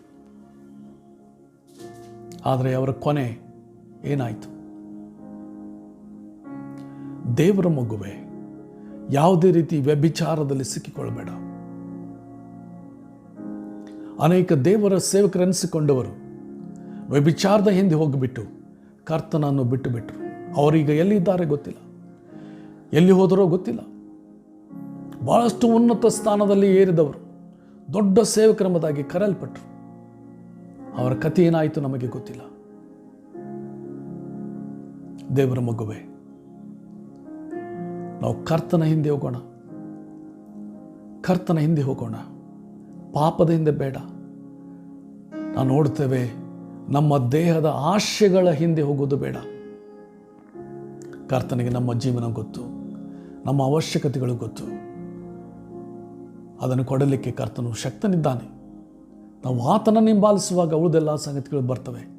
ಅದಕ್ಕೆ ಕರ್ತನ ಹೇಳ್ತಾನೆ, ಮೊದಲು ದೇವರ ರಾಜ್ಯಕ್ಕಾಗಿಯೂ ಆತನ ನೀತಿಗಾಗಿಯೂ ತಾವು ಅವೆಲ್ಲವುಗಳು ಕೂಡ ಉಳಿದೆಲ್ಲವೂ ನಮಗೆ ದೊರಕು. ಆದ ಕಾರಣ ಚಿಂತೆ ಮಾಡಬೇಡ್ರಿ ಎಂಬುದಾಗಿ ಕರ್ತನ ಹೇಳ್ತಾನೆ. ಚಿಂತೆ ಮಾಡಬೇಡ್ರಿ, ಇದು ಕರ್ತನ ಆಜ್ಞೆ. ಒಂದು ಸಜೆಷನ್ ಕೊಡ್ತಾ ಇಲ್ಲ, ಒಂದು ಸಲಹೆ ಕೊಡ್ತಾ ಇಲ್ಲ ಯೇಸು ಸ್ವಾಮಿ. ಚಿಂತೆ ಮಾಡಬೇಡ್ರಿ ಅಂತ. ಅದರ ಅರ್ಥ ಚಿಂತೆ ಎಲ್ಲ ನನ್ನ ಮೇಲೆ ಹಾಕ್ರಿ ಅಂತ ಕರ್ತನ ಹೇಳ್ತಾನೆ ರೀ. ನಾವೇ ಚಿಂತೆ ಮಾಡಿ ಏನು ಮಾಡ್ಲಿಕ್ಕೆ ಸಾಧ್ಯ ಇಲ್ಲ ರೀ. ಚಿಂತೆ ಮಾಡಿದಷ್ಟು ನಮ್ಮ ಆರೋಗ್ಯ ಹಾಳಾಗ್ತದೆ. ನಾವು ಚಿಂತೆ ಮಾಡುವುದು, ನಾವು ಏನು ತೋರಿಸ್ತೇವೆ ಅಂದರೆ ಅಪನಂಬಿಕೆಯನ್ನು ತೋರಿಸ್ತಾ ಇದ್ದೇವೆ. ಕರ್ತನಿಗೆ ಸಾಧ್ಯ ಇಲ್ಲ, ನಾನೇ ಚಿಂತೆ ಮಾಡಿ ಅದನ್ನು ಬಗೆಹರಿಸ್ತೇನೆ ಎಂಬುದಾಗಿ ನಾವು ಅನೇಕ ಸಾರಿ ಹೇಳ್ತೇವೆ. ದೇವರ ಮಗುವೆ, ಕರ್ತನಿಗೆ ಎಲ್ಲ ಸಾಧ್ಯ, ದೇವರಿಗೆ ಎಲ್ಲ ಸಾಧ್ಯ. ನಾವು ಲೋಕದಲ್ಲಿ ಅದು ಸಾಧ್ಯ ಇಲ್ಲ ಅಂತ ಅಂದ್ಕೊಳ್ತೇವೆ. ಆದರೆ ಕರ್ತನ ಹೇಳ್ತಾನೆ, ದೇವರಿಗೆ ಎಲ್ಲವೂ ಸಾಧ್ಯ. ಒಬ್ಬ ಐಶ್ವರ್ಯವಂತನು ಯೇಸು ಸ್ವಾಮಿ ಬಳಿಗೆ ಬಂದು, ನಾನು ನಿತ್ಯ ಜೀವ ಹೊಂದಬೇಕೆಂದ್ರೆ ಏನು ಮಾಡಬೇಕು ಅಂತ ಕೇಳ್ದ. ಯೇಸು ಸ್ವಾಮಿ ಹೇಳ್ದ, ಎಲ್ಲ ಬಿಟ್ಟು ನನ್ನನ್ನು ಹಿಂಬಾಲಿಸು. ಆತನು ಬಹಳ ಐಶ್ವರ್ಯವಂತನಾಗಿದ್ದರಿಂದ, ಐಶ್ವರ್ಯವನ್ನು ಪ್ರೀತಿಸುವನಾಗಿದ್ದರಿಂದ ಆತನು ಮೋರೆ ಬಾಡಿದವನಾಗಿ ಹೊರಟು ಹೋದನು ಎಂಬುದಾಗಿ ನಾವು ನೋಡ್ತೇವೆ. ಆಗ ಕರ್ತನ ಹೇಳ್ತಾನೆ, ಧನವಂತರು ಅಂದರೆ ಹಣವನ್ನೇ ಪ್ರೀತಿಸುವವರು ದೇವರ ರಾಜ್ಯ ಸೇರುವುದು ಎಷ್ಟೋ ಕಷ್ಟ. ಆಗ ಶಿಷ್ಯರು ಹೇಳ್ತಾರೆ, ಸ್ವಾಮಿ ಹಾಗಾದರೆ ಯಾರು ರಕ್ಷಣೆ ಅಂತಾರೆ? ಮನುಷ್ಯರಿಗೆ ಅಸಾಧ್ಯ, ಆದರೆ ದೇವರಿಗೆ ಎಲ್ಲವೂ ಸಾಧ್ಯ. ಕರ್ತನಿಗೆ ತನ್ನ ಕಡೆಗೆ ತಿರುಗಿಸಿಕೊಳ್ಳುವುದು ಆತನಿಗೆ ಸಾಧ್ಯ. ಅನೇಕ ಐಶ್ವರ್ಯವಂತರು ಕರ್ತನ ಕಡೆಗೆ ತಿರುಗಿಕೊಂಡರು, ಎಲ್ಲವನ್ನು ಬಿಟ್ಟು ಕರ್ತನನ್ನು ಹಿಂಬಾಲಿಸಿದರು, ಹಣಕ್ಕಿಂತ ಹೆಚ್ಚಾಗಿ ಕರ್ತನನ್ನೇ ಪ್ರೀತಿಸಿದರು. ಅನೇಕರು ಸಾಧ್ಯ. ಮತ್ತಾಯನು ನಾವು ನೋಡ್ತೇವೆ, ಮತ್ತಾಯನು ಆತನು ಸುಂಕದವನು, ಐಶ್ವರ್ಯವಂತನು, ಆತನು ಎಲ್ಲವನ್ನು ಬಿಟ್ಟು ಯೇಸುಸ್ವಾಮಿಯನ್ನು ಹಿಂಬಾಲಿಸಿದ. ಜಕ್ಕಾಯನು ಆತನು ಐಶ್ವರ್ಯವಂತನು, ಆತನು ಎಲ್ಲವನ್ನು ಬಿಟ್ಟು ಕರ್ತನನ್ನು ಹಿಂಬಾಲಿಸಿದ. ಕರ್ತನಿಗೆಲ್ಲವೂ ಸಾಧ್ಯ. ನಿಮ್ಮ ಪ್ರಿಯರ ರಕ್ಷಣೆ ಕೂಡ ಕರ್ತನಿಗೆ ಸಾಧ್ಯ. ಅಸಾಧ್ಯವಾದದ್ದಲ್ರಿ. ಅವರು ಕಲ್ಲಿನರಷ್ಟು ಕಠಿಣವುಳ್ಳವರು ಎಂಬುದಾಗಿ ಅಂದರೆ ಕರ್ತನಿಗೆ ಗೊತ್ತಿದೆ ಯಾವ ಕಲ್ಲನ್ನು ಮುರಿಬೇಕಂತ, ಯಾವ ಕಲ್ಲನ್ನು ಕರಗಿಸಬೇಕೆಂಬುದಾಗಿ ಆತನಿಗೆ ಗೊತ್ತಿದೆ. ಆದ ಕಾರಣ ಇದು ಎಚ್ಚರವಾಗತಕ್ಕ ಕಾಲ. ಪಾಪವೆಂಬಂಥ ನಿದ್ರೆ ಬಿಟ್ಟು ನಾವು ಎಚ್ಚರವಾಗುವಂಥ ಕಾಲದಲ್ಲಿ ನಾವಿದ್ದೇವೆ. ದುಂದೌತನ ಕುಡಿಕತನಗಳಲ್ಲಿ ಆಗಲಿ, ಕಾಮವಿಲಾಸ ನಿರ್ಲಜ್ಜ ಕೃತ್ಯಗಳಲ್ಲಿ ಆಗಲಿ, ಜಗಳ ಹೊಟ್ಟೆ ಕಿಚ್ಚುಗಳಲ್ಲಿ ಆಗಲಿ, ಇದು ಕೂಡ ಇದೆ ರೀ ಕೆಲವರಲ್ಲಿ. ಜಗಳ, ಹೊಟ್ಟೆ ಕಿಚ್ಚು, ಬೇರೆಯವರು ಅಭಿವೃದ್ಧಿ ಆಗೋದವ್ರಿಗೆ ನೋಡ್ಲಿಕ್ಕೆ ಆಗೋದಿಲ್ಲ. ಹೊಟ್ಟೆ ಕಿಚ್ಚು ಬೇಡ. ಬೇರೆಯವರು ಅಭಿವೃದ್ಧಿ ಆದರೆ ಸಂತೋಷಪಡು, ಕರ್ತನು ಕೂಡ ನಿನ್ನನ್ನು ಅಭಿವೃದ್ಧಿ ಪಡಿಸ್ತಾನೆ. ಹೊಟ್ಟೆ ಕಿಚ್ಚು ಪಡುವುದು ಬೇಡ.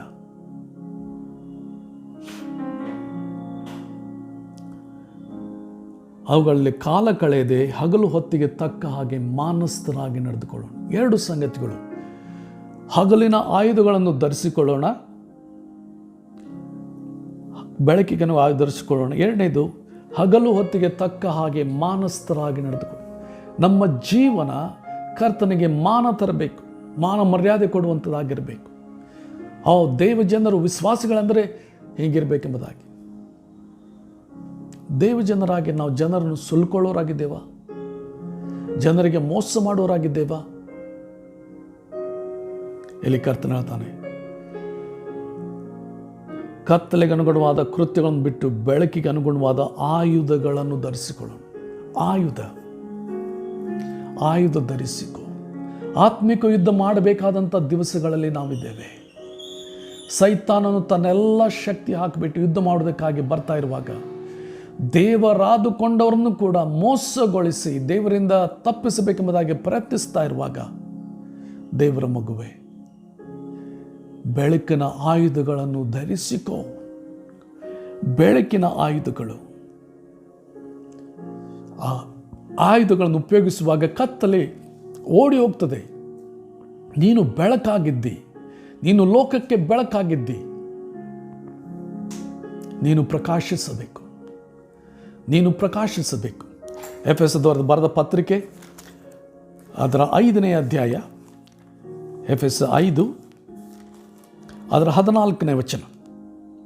ಆದುದರಿಂದ ನಿದ್ರೆ ಮಾಡುವವನೇ ಎಚ್ಚರವಾಗು, ಸತ್ತವರನ್ನು ಬಿಟ್ಟು ಏಳು, ಕ್ರಿಸ್ತನು ನಿನಗೆ ಪ್ರಕಾಶ ಕೊಡುವನು ಎಂದು ಹೇಳಿಯದೆ. ನಿದ್ರೆ ಮಾಡುವವನೇ ಎಚ್ಚರವಾಗು. ಎಲ್ಲಿಂದ ಎದ್ದೇಳಬೇಕು? ಸತ್ತವರನ್ನು ಬಿಟ್ಟು. ನೀನು ಎಲ್ಲಿ ಮಲಗಿದ್ದಿ? ಸತ್ತವರೊಡನೆ ಮಲಗಿಕೊಂಡಿದ್ದೆ. ನಿನ್ನಲ್ಲಿ ಜೀವ ಇದೆ, ಎದ್ದೇಳು. ಕ್ರಿಸ್ತನು ನಿನಗೆ ಪ್ರಕಾಶ. ನೀನು ಎದ್ದೇಳುವಾಗ ನೀನು ಇನ್ನೂ ಪ್ರಕಾಶಿಸ್ತಿ. ನಿನ್ನೊಳಗಿಂದ ಕ್ರಿಸ್ತನು ನಿನ್ನ ಮೂಲಕವಾಗಿ ಪ್ರಕಾಶಿಸ್ತಾನೆ. ಇಲ್ಲಿ ಆ ಕ್ರಿಸ್ತನ ಗುಣಲಕ್ಷಣಗಳು ನಿನ್ನಿಂದ ಕಾಣುವಾಗ ಜನರು ನಿನ್ನ ಕಡೆ ಆಕರ್ಷಿತರಾಗ್ತಾರೆ. ನಿಜವಾಗಿ ಹೇಳಬೇಕಾದ್ರೆ ನಿನ್ನೊಳಗಿರುವಂಥ ಕರ್ತನ ಕಡೆಗೆ ಅವರು ಆಕರ್ಷಿತರಾಗ್ತಾರೆ. ಆದ ಕಾರಣ ಸತ್ತವ್ರನ್ನು ಬಿಟ್ಟು ಏಳು ಎಂಬುದಾಗಿ ಇಲ್ಲಿ ಹೇಳೋದು ನಾವು ನೋಡ್ತೇವೆ. ನಿನ್ನ ಮೇಲೆ ಬೆಳಕು ಬಂತು. ನಿನ್ನ ಮೇಲೆ ಬೆಳಕು ಬಂತು. ಯೆಶಾಯನ ಪ್ರವಾದನೆ, ಯೆಶಾಯನ ಪ್ರವಾದನೆ ಅದರ 60ನೇ ಅಧ್ಯಾಯ 1ನೇ ವಚನ. ಏಳು ಪ್ರಕಾಶಿಸು, ನಿನಗೆ ಬೆಳಕು ಬಂತು, ಯೆಹೋವನ ತೇಜಸ್ಸು ನಿನ್ನ ಮೇಲೆ ಉದಯಿಸಿದೆ. ಈಗೋ ಕತ್ತಲು ಭೂಮಿಯನ್ನು ಆವರಿಸಿದೆ, ಕಾರ್ಗತ್ತಲು ಜನಾಂಗಗಳನ್ನು ಮುಚ್ಚಿದೆ. ನಿನ್ನ ಮೇಲಾದರೂ ಯೆಹೋವನು ಉದಯಿಸುವನು, ಆತನ ತೇಜಸ್ಸು ನಿನ್ನಲ್ಲಿ ಕಾಣಿಸುವುದು. ಆತನ ತೇಜಸ್ಸು ನಿನ್ನಲ್ಲಿ ಕಾಣಿಸುವುದು. ಆದ ಕಾರಣ ಏಳು ಪ್ರಕಾಶಿಸು. ನಿನ್ನ ಬೆಳಕು ಕೊಡು. ಕರ್ತನ ಬೆಳಕು ನಿನ್ನೊಳಗಿದೆ, ಅದನ್ನು ಮುಚ್ಚಿಡಬೇಡ, ಅದನ್ನು ಪ್ರಕಾಶಿಸು. ಅದು ಕಾರಣ ಹೇಳ್ತದೆ ಅದರ 14ನೇ ವಚನ, ದೇಹದ ಆಶೆಗಳನ್ನು ಪೂರೈಸುವುದಕ್ಕಾಗಿ ಚಿಂತಿಸದೆ ಕರ್ತನಾದ ಯೇಸು ಕ್ರಿಸ್ತನನ್ನು ಧರಿಸಿಕೊಳ್ಳ್ರಿ. ದೇಹದ ಆಶೆಗಳನ್ನು ಪೂರೈಸುವುದಕ್ಕಾಗಿ ಚಿಂತಿಸದೆ ಕರ್ತನಾದ ಯೇಸು ಕ್ರಿಸ್ತನನ್ನು ಧರಿಸಿಕೊಳ್ಳ್ರಿ. ಕರ್ತನಾದ ಯೇಸುವನ್ನು ಧರಿಸಿಕೊಳ್ಳ್ರಿ. ಇದರ ಅರ್ಥ ಏನು? ಯೇಸುವನ್ನೇ ಧರಿಸಿಕೊಳ್ಬೇಕು.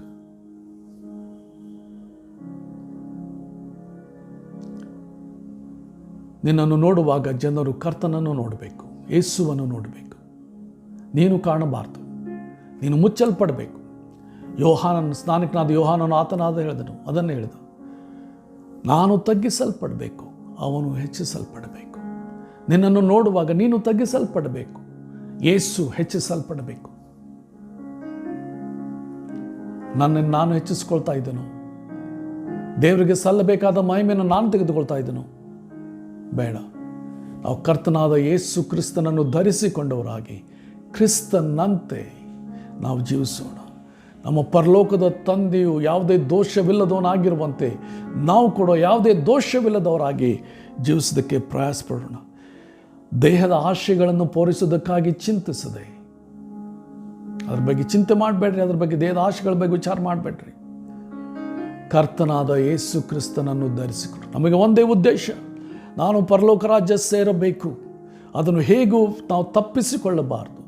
ಈಗಿನ ಕಾಲ ಕತ್ತಲೆ ಕಾಲದಲ್ಲಿ ನಾವು ಇರುವಾಗ, ಕರ್ತನ ಬೆಳಕು ನಮ್ಮ ಮೇಲೆ ಬಂದಿರುವಾಗ, ನಮ್ಮ ಬೆಳಕು, ನನ್ನಲ್ಲಿರುವಂಥ ಬೆಳಕು, ಕ್ರಿಸ್ತನ ಬೆಳಕು ಜನರಿಗೆ ಪ್ರಕಾಶಿಸುವಾಗ ಜನರು ಕರ್ತನ ಕಡೆಗೆ ಬರ್ತಾರೆ. ಆದ ಕಾರಣ ಈಗಿನ ಕಾಲವು ನಿದ್ದೆಯಿಂದ ಎಚ್ಚರವಾಗತಕ್ಕ ಕಾಲ. ಆ ಕಾಲದಲ್ಲಿ ನಾವಿದ್ದೇವೆ. ಆದ ಕಾರಣ ದೇವರ ಮಗುವೆ ಎಚ್ಚರವಾಗ. ಪಾಪವೆಂಬ ನಿದ್ರೆ ಅಥವಾ ಸೋಮಾರಿತನವೆಂಬ ನಿದ್ರೆ ಬಿಟ್ಟು ಬಿಟ್ಟು ಕರ್ತನಿಗಾಗಿ ನಾವು ಎಚ್ಚರವಾಗೋಣ, ಕರ್ತನಿಗಾಗಿ ನಾವು ಜೀವಿಸೋಣ. ಕರ್ತನಾದ ಯೇಸು ಕ್ರಿಸ್ತನನ್ನೇ ನಾವು ಧರಿಸಿಕೊಂಡವರಾಗಿ ನಾವು ಜೀವಿಸೋಣ. ಪೌಲನು ಹೇಳ್ತಾನೆ, ಕ್ರಿಸ್ತನೊಂದಿಗೆ ಶಿಲುಬೆಗೆ ಹಾಕಿಸಿಕೊಂಡವನಾಗಿದ್ದೇನೆ, ಇನ್ನು ಜೀವಿಸುವನು ನಾನಲ್ಲ, ಕ್ರಿಸ್ತನು ನನ್ನಲ್ಲಿ ಜೀವಿಸುತ್ತಾನೆ. ಈಗ ಜೀವಿಸುವುದು ಹೇಗೆಂದರೆ ದೇವಕುಮಾರನ ಮೇಲಣ ನಂಬಿಕೆಯಲ್ಲಿಯೇ. ಈಗ ಜೀವಿಸುವುದು ಹೇಗೆಂದರೆ ದೇವಕುಮಾರನ ಮೇಲಣ ನಂಬಿಕೆಯಲ್ಲಿಯೇ. ಆತನ ಮೇಲಣ ನಂಬಿಕೆ ನನ್ನೊಳಗಿದೆಯಾ? ನಾನು ಕ್ರಿಸ್ತನೊಂದಿಗೆ ಶಿಲುಬೆಗೆ ಹಾಕಿಸ್ಕೊಂಡು, ಅಂದರೆ ನನ್ನ ಪಾಪದ ಸ್ವಭಾವ ಶಿಲುಬೆ ಮೇಲೆ ಹಾಕಲ್ಪಟ್ಟಿದೆ. ಈಗ ನನ್ನೊಳಗೆ ಜೀವಿಸುವವನು ಕ್ರಿಸ್ತನು. ಆತನು ಪ್ರಕಾಶಿಸಬೇಕು, ಆತನು ಹೆಚ್ಚಿಸಲ್ಪಡಬೇಕು. ನನ್ನನ್ನು ನೋಡುವರು ಆತನನ್ನು ನೋಡಬೇಕು. ಆದ ಕಾರಣ ವಾಕ್ಯ ಇರ್ತದೆ, ಕ್ರಿಸ್ತನನ್ನು ಧರಿಸಿಕೊಳ್ಳ್ರಿ, ಕರ್ತನಾದ ಯೇಸುವನ್ನು ಧರಿಸಿಕೊಳ್ಳ್ರಿ. ಆತನ ಗುಣಲಕ್ಷಣಗಳು ನಿನ್ನ ಮೂಲಕ ಪ್ರಕಾಶಿಸಲಿ. ದೇವರ ಮಗುವೆ, ದೇವರಾತ್ಮನಿಂದ ತುಂಬಲ್ಪಡು. ದೇವರಾತ್ಮನೆಂಬಂಥ ಎಣ್ಣೆ ನಿನ್ನಲ್ಲಿ ತುಂಬಲ್ಪಡಲಿ. ಕರ್ತನ ಬರುವ ಈಗೋ ಮೊದಲಿಂಗನು ಎಂಬ ಕೂಗಾಗಿದೆ. ನನ್ನಲ್ಲಿ ಎಣ್ಣೆ ಇದೆಯಾ? ನನ್ನ ದೀಪ ಕರ್ತನಿಗಾಗಿ ಉರಿತಾ ಇದೆಯಾ? ನಾನು ಕರ್ತನಿಗಾಗಿ ಪ್ರಕಾಶಿಸ್ತಾ ಇದ್ದೇನಾ? ನಮ್ಮನ್ನು ಪರೀಕ್ಷಿಸಿಕೊಂಡವರಾಗಿ ಕರ್ತನಿಗೆ ಕೇಳೋಣ, ಸ್ವಾಮಿ ನಿನ್ನ ಎಣ್ಣೆ ನನಗೆ ಕೊಡು. ಈ ಕೊನೆ ದಿವಸಗಳಲ್ಲಿದ್ದೇನೆ, ನಿನ್ನ ಎಣ್ಣೆ ನನಗೆ ಕೊಡು ಸ್ವಾಮಿ. ನಿನ್ನ ಎಣ್ಣೆ, ಪವಿತ್ರಾತ್ಮನೆಂಬ ಎಣ್ಣೆ ನನ್ನಲ್ಲಿ ತುಂಬಿಸು. ನಿನ್ನ ಪ್ರೀತಿ ರಸ ನನ್ನಲ್ಲಿ ಧಾರಾಳವಾಗಿ ಸುರಿಸು ಸ್ವಾಮಿ. ನಾನು ನಿನಗಾಗಿ ಉರಿಯಬೇಕು, ನಿನಗಾಗಿ ನಾನು ಪ್ರಕಾಶಿಸಬೇಕು. ದೇವರ ಮಗುವೆ, ಕರ್ತನು ನಿನ್ನನ್ನು ಪ್ರೀತಿಸುತ್ತಾನೆ. ತನಗಾಗಿ ಪ್ರಕಾಶಿಸೋದಕ್ಕೆ ನಿನ್ನನ್ನು ಕರೀತಾ ಇದ್ದಾನೆ. ಪ್ರಾರ್ಥನೆ ಮಾಡೋಣ. ಸ್ವಾಮಿ, ಸಮಯದಲ್ಲಿ ದೇವರ ಮಕ್ಕಳನ್ನು ನಿನ್ನ ಕೈಗಳಲ್ಲಿ ಒಪ್ಪಿಸಿಕೊಡ್ತೇವೆ. ಕರ್ತನೆ, ಅವರ ಹಾದು ಉಂಟುವಂಥ ದುಃಖ ಸಮಸ್ಯೆ ಬಲ್ಲಾತನಾಗಿದ್ದಿ. ಅವರು ಹಾದು ಹೋಗ್ತಿರುವಂಥ ಶೋಧನೆಗಳನ್ನು ಬಲಾತನಾಗಿದ್ದೆ. ಕರ್ತನೆ, ದೇಹದಾಶೆಯನ್ನು ಪೂರೈಸೋದಕ್ಕಾಗಿ ಚಿಂತಿಸಿದೆ. ನಿನ್ನನ್ನು ಧರಿಸಿಕೊಳ್ಳುವಂತೆ ಈ ಕೊನೆ ದಿವಸಗಳಿರುವಾಗ ನಮಗೆ ಸಿಕ್ಕಿರುವಂಥ ಈ ಪರಲೋಕದ ಆಶೀರ್ವಾದ ತಪ್ಪಿಸಿಕೊಳ್ಳದೆ ಆ ನಿತ್ಯ ಜೀವಕ್ಕೆ ನಾವೆಲ್ಲರೂ ಬಾಧ್ಯರಾಗುವಂತೆ ಅನುಗ್ರಹಿಸು. ಈ ವಾಕ್ಯವನ್ನು ಕದ್ದುಕೊಳ್ಳಬೇಕೆಂದು ನುಂಗು ಬೆಳಕು ನೋಡುವ ಅಂಧಕಾರ ಶಕ್ತಿಗಳನ್ನು ಶಪಿಸ್ತೇವೆ, ಬಂಧಿಸ್ತೇವೆ, ಅವ್ರಿಗೆ ಹೊರಗಾಗ್ತವೆ. ವಾಕ್ಯ ಅವರಲ್ಲಿ ಬಲವಾಗಿ ಕಾರ್ಯ ಸಾಧಿಸಲಿ. ನಂಬೂರಾದ ನಮ್ಮಲ್ಲಿ ನಿನ್ನ ವಾಕ್ಯ ಬಲವಾಗಿ ಕಾರ್ಯ ಸಾಧಿಸುತ್ತದೆ ಸ್ವಾಮಿ. ಈ ಇಬ್ಬಾಯಿ ಕತ್ತಿರುವಂಥ ಅಂತಿರುವ ನಿನ್ನ ವಾಕ್ಯ, ಸಜೀವವಾದ ವಾಕ್ಯ ನಮ್ಮ ಜೀವನದಲ್ಲಿ ಕಾರ್ಯ ಸಾಧಿಸಲಿ. ನಿನ್ನ ಕೃಪಾಸ್ತಕ್ಕೆ ನಮ್ಮನ್ನು ಒಪ್ಪಿಸಿಕೊಡ್ತೇನೆ. ನೀನು ನಿನ್ನ ಪರಿಶುದ್ಧತೆಯಲ್ಲಿ ನಮ್ಮನ್ನು ನಡೆಸು. ಶರೀರ ಭಾವಗಳಲ್ಲಿ ನಾವು ಜೀವಿಸದೆ ಪವಿತ್ರಾತ್ಮನ ಭಾವಗಳಲ್ಲಿ ಜೀವಿಸುವಂತೆ ಕೃಪೆಯನ್ನು ಅನುಗ್ರಹಿಸು. ಯೇಸುವಿನ ನಾಮದಲ್ಲಿ ಸ್ತುತಿಸಿ ಪ್ರಾರ್ಥಿಸಿ ಬೇಡ್ಕೊಂಡು ಹೊಂದಿದ್ದೇವೆ ಕರ್ತನೆ. ಇದೇ ಸಮಯದಲ್ಲಿ ಯಾರು ನೋವುಗಳನ್ನು ಕಣ್ಣೀರುಗಳನ್ನು ಹಾದು ಹೋಗ್ತಾ ಇದ್ದವರು ಅವ್ರನ್ನ ಬಲಾತನಾಗಿದ್ದೆ, ಅವ್ರನ್ನ ಸಂತೈಸು, ಅವ್ರನ್ನ ಬಲಪಡಿಸು. ಕರ್ತನೆ, ನೀನು ಅವ್ರನ್ನ ಪ್ರೀತಿಸಿದೆ ಎಂಬುದಾಗಿ ಸಿದ್ಧಾಂತಪಡಿಸಿ ತೋರ್ಪಡಿಸು. ಅದನ್ನು ಪ್ರೂವ್ ಮಾಡು ಕರ್ತನೆ. ನಿನ್ನ ಪ್ರೀತಿನ ಅವರಿಗೆ ಪ್ರೂವ್ ಮಾಡು, ಬಲಪಡಿಸು. ನಿನ್ನ ಕೃಪಾಸ್ತಕರನ್ನು ಒಪ್ಪಿಸಿಕೊಡ್ತೇವೆ. ಅವರ ಕಣ್ಣೀರುಗಳನ್ನು ಒರೆಸು, ಅವ್ರನ್ನ ಬಲಪಡಿಸಿ ನಡೆಸು. ನನಗೆ ಘನಮಾನ ಸಲ್ಲಿಸ್ತೇವೆ. ಯೇಸುವಿನ ನಾಮದಲ್ಲಿ ಸ್ತುತಿಸಿ ಪ್ರಾರ್ಥಿಸಿ ಬೇಡ್ಕೊಂಡು ಹೊಂದಿದ್ದೇವೆ ಕರ್ತನೆ. ಆಮೆನ್. ನಮ್ಮ ಕರ್ತನಾದ ಯೇಸು ಕ್ರಿಸ್ತನ ಕೃಪೆ, ತಂದೆಯಾದ ದೇವರ ಪ್ರೀತಿ, ಪರಿಶುದ್ಧಾತ್ಮನ ಮಧುರ ಅನ್ಯೋನ್ಯತೆ ಈಗಲೂ ಯಾವಾಗಲೂ ನಮ್ಮೆಲ್ಲರೊಂದಿಗೆ ವಾಸವಾಗಿರಲಿ. ಆಮೆನ್.